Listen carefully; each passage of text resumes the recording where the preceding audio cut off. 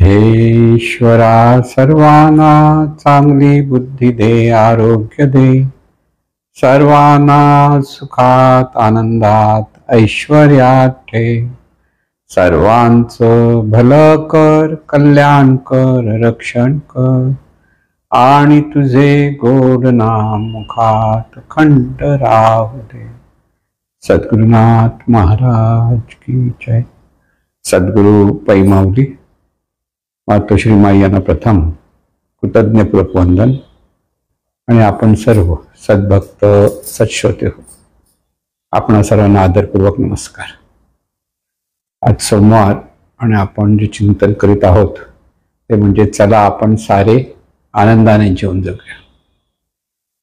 साऱ्यांनीच आनंदाने जीवन जगायला हवं.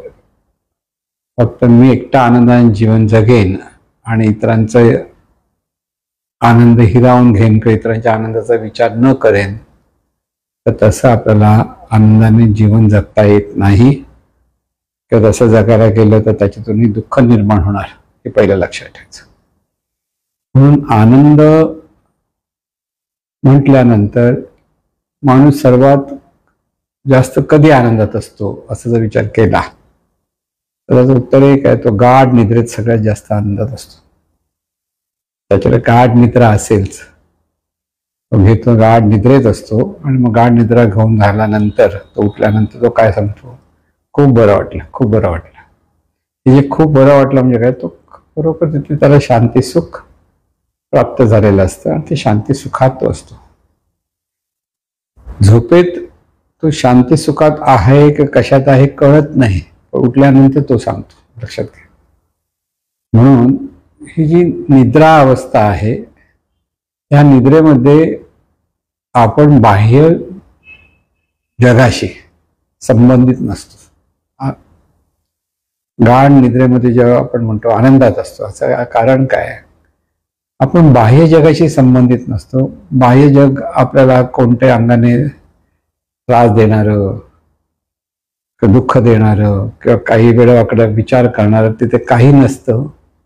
आणि त्यामुळे जिथे आपण केवळ असतो तिथे नेहमीच आपल्याकडे सहज आनंद असतो, सहज आनंद असतो.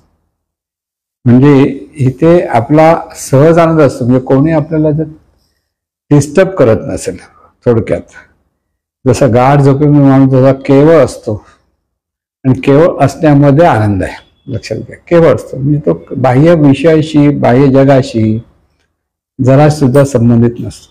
ते क्षणभर तिथे नसतं. त्यामुळे त्याला एक शांती प्राप्त होते, सुख शांती म्हणतो आपण. आणि ती तोही आनंदमय वृत्ती तिथे निर्माण होते. ती जर झोप मोड कोणी केली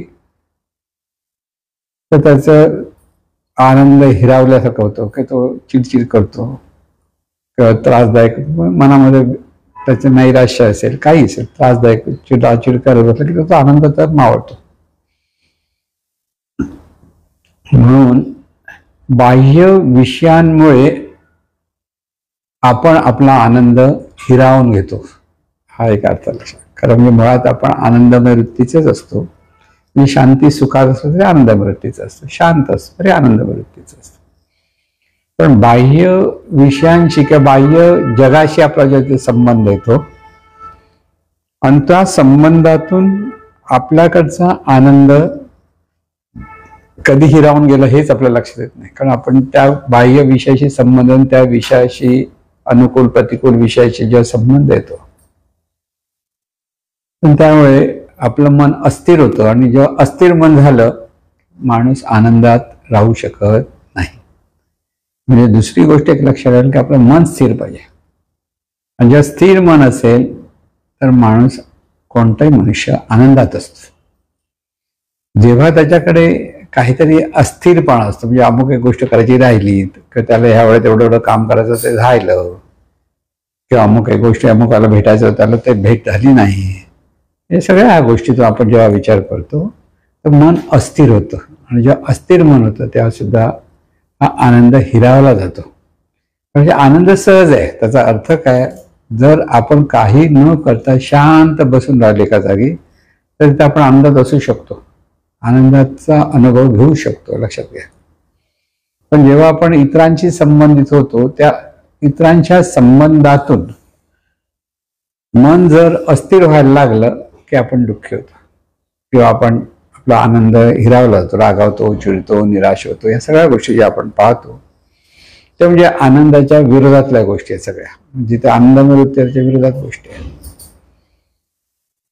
म्हणून डोळे उघडला म्हणजे जागृतीमध्ये सगळ्या लोकांशी संबंधित होताना आपल्याला कसं संबंधित व्हायला राहायचं, करायचं, संबंध ठेवायचे हे जर आपल्या लक्षात आलं तर आपला आनंद आपल्याकडे सहज असू शकतो. हे त्याचं उत्तर आहे.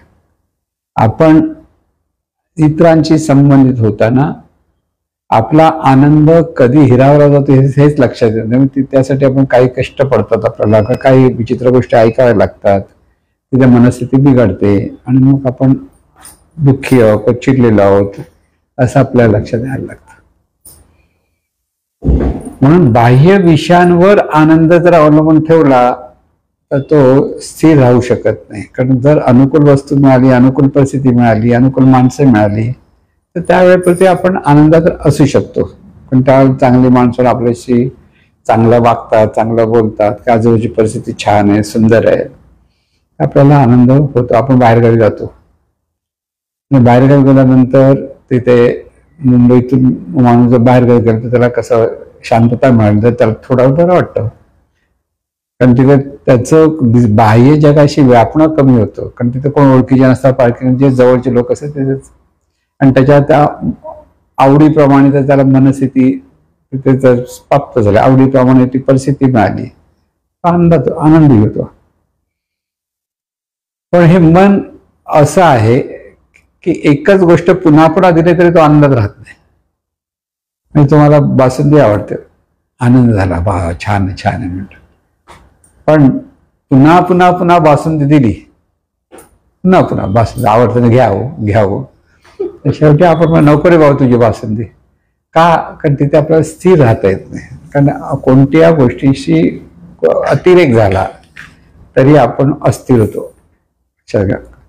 कमतरता लाभली तरी आपण दुःखी होतो. म्हणजे एखाद्याला बासुंदी मिळाली नाही तरी तो दुःखी, आणि एखाद्याला बासुंदी भरपूर मिळाले तरी त्याला नंतर कंटाळा येतो, म्हणजे तो दुःखीच. म्हणून प्रत्येक गोष्ट बाह्य विषयांशी संबंधित होताना त्याच्या मर्यादा जर आपल्याला सांभाळता आल्या, लक्षात घ्या, सर्व विषय वाईट आहे, विषय चांगला नव्हे, त्यांच्या मर्यादा आणि त्यांच्याशी आपण कसं संबंधित व्हायचं हे जर आपल्याला कळलं तर आपण सहज आनंदात राहू शकतो. ही साधी गोष्ट आहे.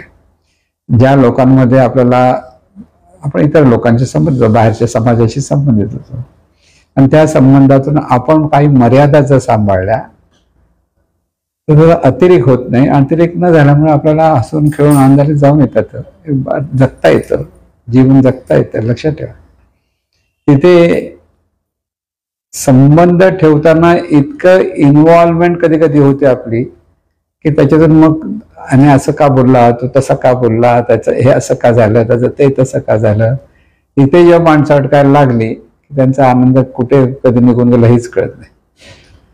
म्हणून आपल्याला सतत आनंदात राहायचंय आणि त्यासाठी काही मर्यादा आपल्याला सांभाळता आल्या पाहिजे. परिस्थिती अनुकूल आणि परिस्थिती प्रतिकूल या दोन्ही गोष्टी आहेत. कारण सकाळी उठल्यापासून रात्री झोपेपर्यंत बाह्य जगाची परिस्थिती बदलत असते. सकाळची पहाट, त्यानंतर सुंदर असणारं सूर्योदय, त्याच्यानंतर होणारं मध्यान्ह, त्यावर कडक ऊन, परत संध्याकाळ, परत रात्र, ही परिस्थिती जशी बदलते त्याचप्रमाणे अनुकूल माणसं मिळणं, अनुकूलताच्या अंगाने आपल्याला आनंद देणाऱ्या गोष्टी घडणं आणि त्याचा आपण आनंद राहतो असा एक भाग असतो. पण प्रत्येकाला असं होतच असं नाही, कारण परिस्थिती ही बदलणारी आहे हे लक्षात ठेवायचं. मग आपल्याला काय, प्रत्येक गोष्टीला तोंड कसं द्यायचं हे कळलं पाहिजे, सामोरं कसं द्यायचं हे कळलं पाहिजे. तिथे आपला आनंद आपण हिरावून न देणं. आपण काय करतो, बाहेरच्या विषयांमुळे आपला आनंद मिळतो ह्या विचारात आपण जास्त अडकतो आणि तिथे दुःख कधी निर्माण होतं कळत नाही. कळलं ना? बाह्य विषयांमुळे आनंद असतो, आपण आनंदात असतो म्हणून बाह्य विषयाशी संबंधित होऊन आपण अधिक आनंदित व्हायचं असतं. समजून घ्या. मित्र भेटला, कधी बऱ्याच दिवसांनी मित्र वाटत किती आनंद होतो, अरे आता तसं बघायला गेलं तर ज्यावेळेला रोज भेटत होतो त्यावेळेला तुम्ही रोज का आनंदित होत नाही, पण कधीतरी भेटला, बऱ्याच दिवसांनी भेटला की आपण आनंदाने मिठी मारतो, हसतो, खेळतो, सगळं होतं. पण तो रोज भेटल्यानंतर तो आनंदात भेटल्यामुळे का आपलं दुःख होत नाही, पण जसं बऱ्याच दिवसांनी भेटल्यानंतर आनंद होतो, स्फुरण होतं, तसंच नाही होत. मग ते काय दुःख असतं का? नाही, सहज आनंद असतो. ते सहजतेने त्याचे हसून खेळून राहणं हा भाग असतो. म्हणून प्रत्येक क्षणोक्षणी आपण वर्तमानात जगत असतो ह्याचा विचार करा. आपणाला कधीच भूतकाळ नाही आणि कधीच भविष्यकाळ नाही. आत्ता आपण बोलतो, आत्ता तुम्ही ऐकत, हा वर्तमान आहे. आणखीन थोड्या वेळाने परत मी बोलतोय आणि तुम्ही ऐकता, तोही वर्तमानच आहे. वर्तमानात सतत आपण असतो हा विचार करायचा. पण भूतकाळामध्ये आपण विचाराने जातो आणि भविष्यकाळामध्ये आपण विचाराने जातो. आपण भूतकाळातही राहू शकत नाही आणि भविष्यकाळातही राहू शकत नाही. आपण असतो तर सतत वर्तमानात असतो. वर्तमान काळच आपलं जीवन जगणं आहे. आणि भूतकाळाचे विचार म्हणजे घडलेल्या गोष्टींचे विचार करत आपण भूतकाळात गेलो असं आपलं वाटतं. पण भूतकाळात नाही, आपला एक पाय वर्तमानात, दुसरा पाय भूतकाळात गेलेला असतो विचारामुळे, आणि तिथे अस्थिर होतो. भूतकाळातल्या अनिष्ट गोष्टी आठवल्या तर आणखीन आपण आपला आनंद घेतला गेल्यासारखं वाटतं. भविष्यकाळाची चिंता करत बसलास तरी आपला आनंद हिरावला जातो. तू वर्तमानात राहा आणि वर्तमानातच तुझा आनंद आहे हे अनुभव. उद्या मी आनंदी होईन असं नाही होत. तो आत्ता आनंदी हो. उद्या कधीच उद्या नसतो. भूतकाळ कधीच भूतकाळ नसतो आणि भविष्य कधीच भूतकाळ असतो. तो फक्त वर्तमान असतो, काळ असतो. हे लक्षात ठेवायचं की वर्तमानात आपण, जसे आपण नदी वाहते आणि त्यात पाय बुडवून बसलो, आपण काय म्हणतो, नदीत पाय बुडवून बसलो. पण खरं काय असतं, क्षणाक्षणाला आपल्याला पायाला ते पाणी चाटून जात असतं, स्पर्श करून जात आहे, आणि क्षणाक्षणाला नवीन पाणी आपल्याला पायाला लागत असतं. कारण वाहणारं पाणी आहे. आपल्याला ते नवीन पाणी आहे हे माहिती नाहीये. क्षणाक्षण म्हणजे तिथे खरं म्हणजे ज्या ज्या क्षणी आपण हे अनुभव घेत असतो तो वर्तमान काळच असतो. जसं पाणी वाहतं तसं आजूबाजूच्या परिस्थिती, आजूबाजूचा काळ हा सतत वाहत असतो. आपल्याला स्थिर राहायचंय. आपण जर त्या पाण्याच्या बरोबर वाहायला लागलो आणि न पोहता व्हायला लागलो, म्हणजे असं गटांगळ्या खात गेलं तर दुःख निर्माण. जर आपल्याला ह्या पाण्याबरोबर वाहताना पोहता येत असेल तर तिथे परत आपण आनंदात असतो आणि तिथे वर्तमान असतो. म्हणजे वर्तमानात आनंद आहे. मी फार वर्षापूर्वी खूप आनंदात होतो ह्याला काही अर्थ नाही. तो आनंदात राहा. उद्या मी आनंदात राहीन, आता मी रडतो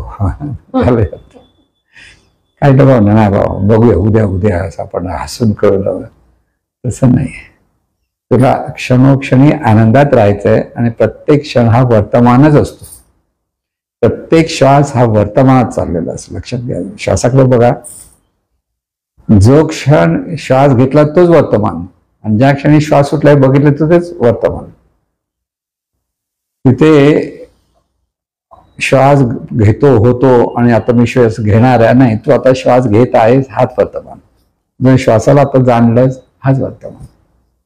पण जीवनाकडे पाहण्याची ही दृष्टी असते. म्हणजे आपल्याकडे ही प्रत्येक क्षण हा वर्तमान आहे आणि प्रत्येक वर्तमानात राहणं तिथे आनंद आहे. तिथे वर्तमानात आपण आहोत हेच आपण विसरतो. आणि त्यामुळे प्रत्येक वर्तमान क्षण आपल्याला पकडता आला पाहिजे म्हणण्यापेक्षा त्या वर्तमानातून आनंदाने जीवन जगता आलं पाहिजे. म्हणून आनंदाने जीवन जगण्यासाठी निरनिराळी कारणं, निरनिराळी परिस्थिती ही निर्माण केली जाते बऱ्याच वेळेला. म्हणजे बघा, आता काही उत्सव येतात, ते उत्सव जवळ आले की आपल्याला एक जसं दिवस जवळ येतो तसं त्या उत्सवाच्या विचाराने आपण आनंदात होतो. आहे 2 दिवसाचा उत्सव आहे, 2 दिवसात दिवाळी आहे, 3 दिवसात दिवाळी, 4 दिवसात दिवाळी आहे असं म्हटलं की त्या विचारांनी काय होतं, मनामध्ये ते सणाचे जसे जसे विचार येतात, मग असा साजरा केला करू, असा साजरा करू, हे करू, ते करू, हा जसे विचार येतात त्या विचाराने आपली मनोवृत्ती आनंदित होत जाते. आणि प्रत्यक्ष दिवाळी त्या दिवशी पण आपण आनंद तो साजरा करू शकतो. पण एखाद्या माणसाला वाटलं ही दिवाळी बापरे भरपूर खर्च होणार,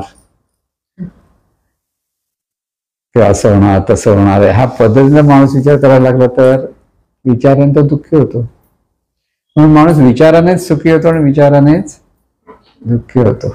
साधी साधी गोष्टी आपले सुख दुःख असं जे आपण म्हणतो ते सतत आपण काय विचार करतो त्याच्यावर आपण सतत सुखी का दुःखी असतो. प्रत्येक क्षण वर्तमानात असतो आणि त्या वर्तमानात विचार काय करतो त्यावर आपलं सगळं सुख दुःख अवलंबून असतं. मग प्रत्येक क्षणोक्षणी हेच लक्षात ठेवलं होणार ते चांगलंच होणार, हा वर्तमान आहे, चांगलंच होणार. आत्ताच्या क्षणी जे होत आहे ते चांगलंच होत आहे आणि हे चांगलंच होत आहे, ह्या चांगलंच होत आहे, चांगलंच होत आहे हा विचारच आपल्याला आनंदमय वृत्ती बहाल करतो. लक्षात घ्या की प्रत्येक क्षणोक्षणी चांगलंच होत आहे, चांगलंच होत आहे, चांगलं हा नुसती विचारधारा. नुसता जरी हा विचार करा की चांगलंच होत आहे, चांगलंच होत आहे, तरी माणूस आनंदित राहायला लागतो, आनंदी राहायला लागतो. कारण विचारच आपले ते विचार आनंदात राहायचे आहेत, कारण विचार आनंदाचे असले पाहिजे. हा विचार आपल्याकडे सतत असला की सतत क्षणोक्षणी, आणि क्षणोक्षणी नसाल तर दुःख होतं. आता रिटायर्ड माणसं नोकरीला रिटायर्ड होतात असं म्हणतात, तर रिटायर झाल्यानंतर माणसं निराश होतात, दुःखी होतात. आता पुढे काय कसं करणार, आता माझं पुढे कसं होणार. खरं आत्तापर्यंत जो काम करत होतास त्याप्रमाणे तुझं काही सेव्हिंग असेल किंवा तुला पेन्शन मिळत असेल त्याच्यात तुला जीवन जगायचं आहे. त्यासाठी तुला कसं होणार, मग आता मला माझी किंमत गेली, मला कोण विचारणार. ह्या नको नको त्या विचाराने माणसं इतके निराश होतात की त्यांचा वर्तमान दुःखमय होतो. लक्षात घ्या, हे विचार आपल्याला कसे करायचे आहेत हे आपल्याला कळलं पाहिजे. सद्भावना आपल्याकडे कशा असल्या पाहिजेत हे आपल्या लक्षात आलं पाहिजे. ही सतत सद्भावना आपल्या मनामध्ये असल्यावर होणार ते चांगलं होणार, सगळ्यांचं चांगलं होऊ दे, सगळ्यांचं चांगलं होऊ दे. इथे कोणाबद्दल अनिष्ट विचार येता कामा नये किंवा नकारात्मक विचारही आपल्याला करता येतात कामा नये. इथे नकारात्मक विचार दुःख निर्माण करतो. लक्षात घ्या, नकारात्मक विचार विकार निर्माण करतो माणसाच्या मनात.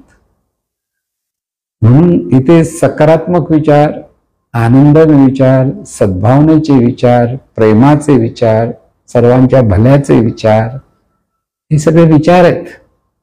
भावना म्हणतो, कल्पना म्हणतो, हे सुद्धा विचारच, विचारांची रूप आहेत. पण हे जर विचार आपण आनंदाचे करायला लागलो तर सतत आपण विचारांमुळे आनंद होतो. मग तिथे बाह्य विषयांमुळे सुखी दुःखी होण्यापेक्षा आपण आपल्या ठिकाणी आपण आनंदमय वृत्तीने राहायचंय. मला सतत आनंदातून जीवन जगायचंय, कारण हा प्रत्येक क्षण हा वर्तमान आहे आणि त्याच्यातून विचार चांगलाच होत आहे, चांगलंच होत आहे, चांगलंच होत आहे हा जर विचार करत राहिला तर आनंद होतो. एका बाजूने चांगलंच होत आहे हा विचार, दुसऱ्या बाजूने सतत आपलं कर्म जे असेल तेही आनंदमय वृत्तीने करण्याचा प्रयत्न केला पाहिजे. प्रत्येक म्हणजे आनंद म्हणजे काही हळूहळू मोठमोठ्याने हसलं पाहिजे, ओरडलं पाहिजे, टाळ्या वाजवलं पाहिजे असं नाही.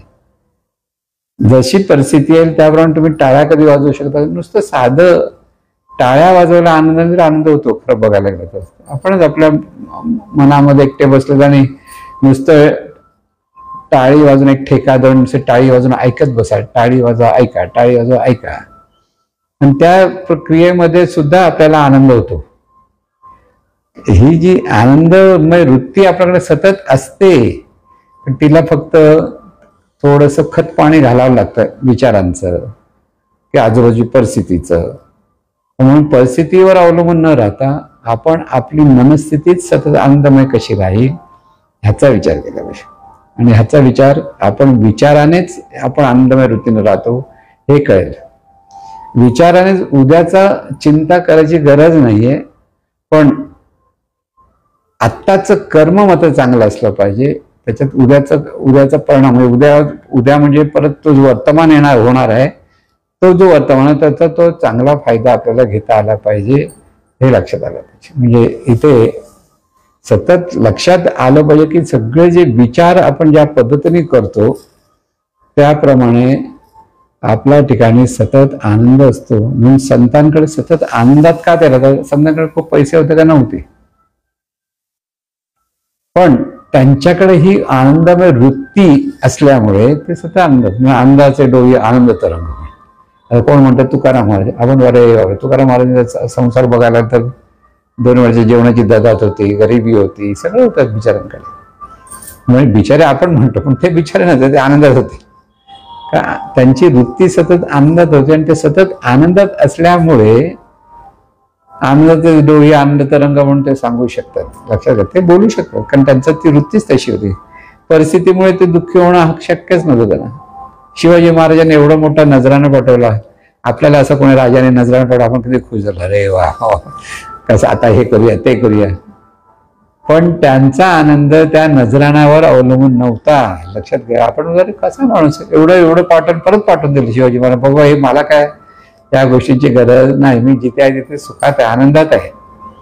इतकं निरपेक्षपणे जीवन जगणं. बघा कसं असतं, आपल्याकडे विचार आपले अपेक्षेचे, आग्रहाचे, सगळ्यांनी आपल्यासाठी असं करावं तसं करावं ह्या अंगाने सतत असल्यामुळे त्या गोष्टी आपल्याला मिळत नाहीत किंवा आपल्या मनासारख्या घडत नाहीत. तेव्हा आपण सतत त्रासलेले असतो म्हणजे दुःखात असतो. दुःखात म्हणजे रडत बसतो असं पण नाही. काही लोक रडतात, पण काही लोक चिडतात, काही लोक निराश होतात. हे सगळे दुःखाचेच प्रकार आहे. त्यामुळे हे सगळं जीवन आपण जे जगत आहोत ते आनंदमय वृत्तीने जगायचंय. वृत्ती आनंदाची असेल तर आनंदमय सहज आनंदाचा अनुभव आपल्याला घेता येतो. मग आपलं शरीर असं जे आपण म्हणतो ना, हा सगळा आनंदाचा गड्डाच आहे, संपूर्ण आनंदाचा गड्डा आहे. मग विचार करा, हे शरीर आहे म्हणून आपण आनंदाने जीवन जगू शकतो. की शरीराच्या ठिकाणी जर आरोग्य असेल तर अधिक आनंद. म्हणून म्हटलं शरीराचं आरोग्य सतत असलंच पाहिजे. ह्यासाठी प्रयत्न केला म्हणजे आरोग्यमय जीवन आपल्याला जगायचं असल्यामुळे तिथे आरोग्याकडे दुर्लक्ष करता कामा नये. म्हणून त्यासाठी जे जे काही आवश्यक गोष्टी त्यावेळी केल्या पाहिजेत. म्हणून आनंदाने जीवन जगण्यासाठी शरीर चांगलं ठणठणीत असलं पाहिजे, आणि त्याचबरोबर मनस्थिती सुद्धा ठणठणीत असली पाहिजे. दोन्ही ठणठणीत पाहिजे. छोट्या छोट्या गोष्टीने मन जर विचलित होत असेल तर तिथे मात्र आनंद चाकता येणार नाही. म्हणून वर्तमानात आपण असतो, आणि वर्तमानात जो जो विचार आपण करतो, जी जी वृत्ती आपल्याकडे चांगली आनंदमय असते, तेव्हा आपण सतत आनंदाने जीवन जगतो. आणि आनंदाने जीवन जगल्यामुळे आपल्याला बाकीच्या गोष्टीमध्ये पडण्याची गरज पडत नाही. जेव्हा तुम्ही खाऊन पिऊन सुखी असाल आणि तो फक्त आनंद घेण्याचा प्रयत्न केला तरी सगळं काही ठीक असतं. पण जे आहे त्याच्यापेक्षा अधिक आपण मिळवण्याचा जेव्हा प्रयत्न करतो, आहे सगळं आहे पण मग ते अधिक हवं असं माणसाला वाटतं, तेव्हा त्याच्याकडे दुःख निर्माण होतं. म्हणून सॉक्रेटिसची जी गोष्ट आहे ती फार उद्बोधक आहे. गोष्ट अशी आहे, एकदा राजा गावामधून फेरफटका मारत असताना त्याला खूप तहान लागली. म्हणून तो एका गरीब शेतकऱ्याच्या जवळ गेला आणि मला म्हणाला की मला तहान लागली आहे. म्हणजे तो वेषांतर केलं होतं. राजा म्हणून तिथे गेला नव्हता, वेषांतर करून तो फेरफटका मारत होता राज्यामध्ये. तर तो शेतकरी इतका दयाळू होता आणि परोपकारी होता. त्याने राजाला बसवलं त्याच्या झोपडीमध्ये. त्याला माहित नाही तो राजा आहे, पण त्याला बसवलं आणि त्याला दूध आणून दिलं. म्हणजे पाणी पण पाहिजे पण दूध आणून दिलं. म्हणजे त्याचं आदरातिथ्य केलं. आणि त्या आदरातिथ्याने राजा भारावला आणि आभार मानून गेला. आणि दुसऱ्या दिवशी आपल्या सैनिकाला जाऊन सांगितलं की त्याला बोलवून घे त्या शेतकऱ्याला. हा घाबरत त्याला माहित नाही का बोलवलं राजाने.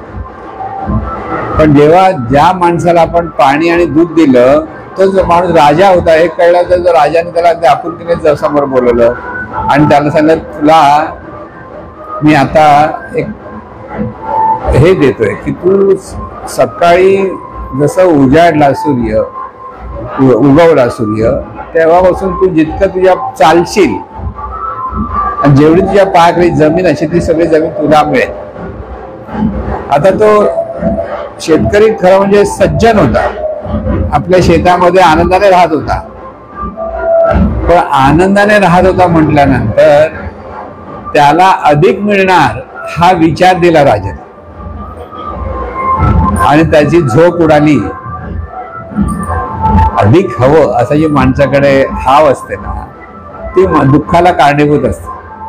पण रात्री तो धड झोपला नाही की मी असा धावेन, असं करेन, इतकी जमीन मला मिळेल, ह्या विचाराने दुःखी झाला. दुःखी म्हणजे एवढं टेन्शन आलं, सकाळी उठल्या लगेच तयारी झाला मी करतो. आणि त्याने विचारलं मी चालतो कशा, मी धावतोच. आणि धावायला लागला. आता धावला तर किती धावणार, मर्यादा. म्हणून म्हटलं मर्यादा सांभाळता आली माणसाला, आपल्या मर्यादा सांभाळल्या कसं काय. मी धावला असा दमला पावता आता बस झालं असं म्हटलं तरी चाललं असतं. धावायलाही काही हरकत नव्हती. लवकरात लवकर त्याला जास्तीत जास्त जमीन मिळवायची होती पायाखाली, त्यासाठी तो धावला. पण धावल्यानंतर कुठेतरी शरीराच्या मर्यादा असतातच.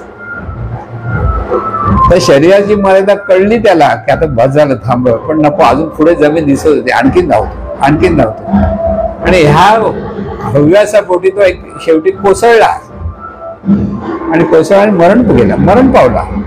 आणि सॉक्रेटिस विचारतो आता ह्याला जमीन किती लागणार पुरायला. त्याच्या हाईट त्याची जी उंची होती तेवढी जमीन लागली. तो 6 फुटाचा असेल, 5.5 फुटात तेवढी जमीन लागली. आणि पण तो धावत किती होता, त्याला अधिक जमीन हवी होती म्हणून धावत. म्हणजे माणसाला ज्या वेळेला हव्यास निर्माण होतो, आज आपण जगामध्ये जे पाहतो ना, जे दुःख आहे ते भ्रष्टाचार जे म्हणतो आपण, ते हव्यासापुढे जे मिळतं त्यात आपण समाधानी नसतो. अधिक मिळाला पाहिजे, अधिक मिळाला पाहिजे, अधिक मिळाला पाहिजे, जी सहज भावना आपल्याकडे असते आणि त्याच्यातूनच माणूस दुःखी होतो. म्हणून आपल्या जीवनाच्या मर्यादा आपल्याला सांभाळता आल्या पाहिजेत. अंबानी अब्जो रुपये किंवा अदानी अब्जो रुपये कमवतो म्हणून मी पण अब्जो रुपये कमवला, विचार करू हरकत नाही. पण तुझी कुवत बघ, तुला त्याप्रमाणे परिस्थिती विचार करावा आणि त्यामुळे प्रयत्न करावा. पण इतके प्रयत्न करू नये की आपला जीव तुटला, माणूस मरण पावतो. इतके हव्यास असतात कारण तुझी मर्यादा तुला सांभाळ. अधिक मोठं हवं हा विचार करणं काही वाईट नाही, पण मर्यादेच्या बाहेर धावला असता मरणार, हे लक्षात ठेव. मर्यादा, महाराज नाही म्हणून मर्यादा असं याद राख, नाही तर मरशील. मर्यादा की ते आपण आपली मर्यादा सोडली तर आपल्याकडे दुःख येतच. म्हणून प्रत्येक ठिकाणी माणसाच्या ठिकाणी जेव्हा हव्यास निर्माण होतो, आग्रह निर्माण होतो, द्वेषात्मक वृत्ती निर्माण होते, राग निर्माण होतो, तिथे सगळीकडे दुःख हे येतच. लक्षात घ्या. परिस्थिती काही गोष्टी हव्या आहेत त्या हवं म्हणायला काही हरकत नसते, पण हवं तर किती हवं ह्याची मर्यादा आपल्याला सांभाळली पाहिजे. जेवायचं तर किती जेवायचं ह्याची मर्यादा आपल्याला सांभाळता आली पाहिजे. आपल्याला आतून सूचना होते बस झालं तर बस झालं पाहिजे. पण तिथे जर माणसाला अधिक खावंसं वाटतं, अधिक खावंसं वाटतं, मग उलटीवरच पडेपर्यंत त्याचं खाणं होतं, काहीच उपयोग होत नाही त्या जीवनाचा. म्हणून इथे माणसाने मर्यादा सांभाळणं ही महत्वाची गोष्ट लक्षात घ्या. एखादी गोष्ट आपल्याला मिळणार आहे किंवा कोणतरी आपल्याला दान देणार आहे, सहज मिळणार आहे, तर तिथे सावध राहा. सावध काय राहायचंय, परमेश्वराची कृतज्ञता व्यक्त करा. मिळालं तर नाही म्हणायचं नाही, पण नाही मिळालं तर हवं पाहिजे म्हणूनही म्हणायचं नाही. दोन्ही गोष्टी आहेत. जे आहे त्याची त्या मर्यादेमध्ये स्वीकार करता आला तर आपण आनंदाने राहू शकतो. म्हणजे आनंदाने राहण्यासाठी समाधानी वृत्ती आपल्याकडे कशी असते ते लक्षात घ्या. जे आहे तिथे समाधान. प्रयत्न करायचे, पण प्रयत्न केल्यानंतर जे मिळालेलं आहे, की जी चांगली परिस्थिती मिळाली आहे, कृतज्ञतेने परमेश्वराचं स्मरण करावं की बाबा परमेश्वरा तुझ्यामुळे हे सगळं मिळालं, चांगलं आहे. तिथे माझ्यामुळे मिळालं असा विचार नका करू. तुझ्यामुळे, परमेश्वरामुळे, सद्गुरूंमुळे असा जेव्हा माणूस विचार करतो तेव्हा त्याला त्याचा त्या अहंकार येत नाही आणि नम्रपणे तो त्या परिस्थितीचा स्वीकार करतो, तेव्हा तो आनंदाने जीवन जगू शकतो.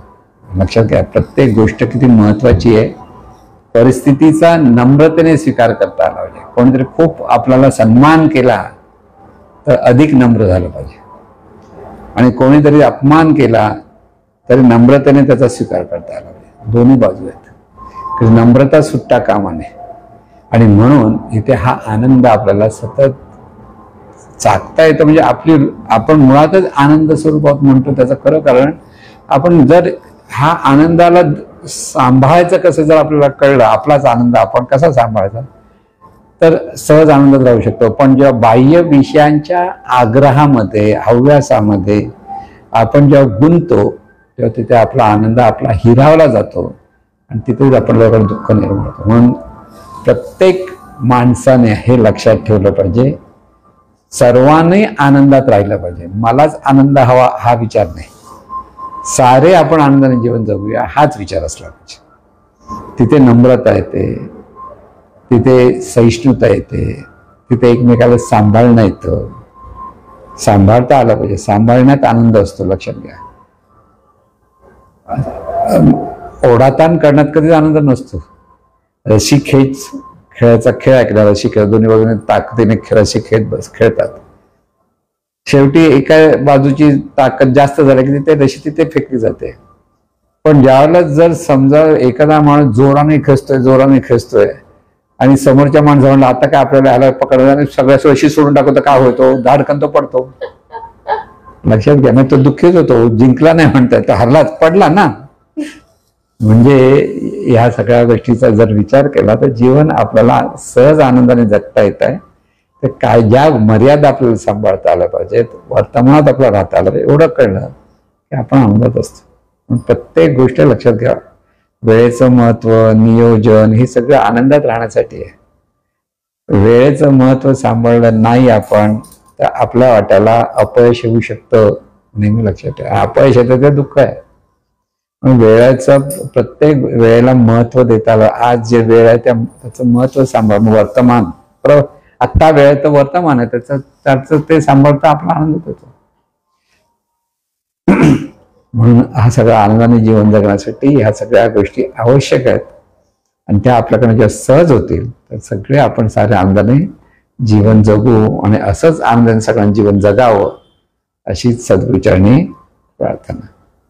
हे ईश्वरा सर्वांना चांगली बुद्धी दे, आरोग्य दे, सर्वांना सुखात आनंदात ऐश्वर्यात ठेव.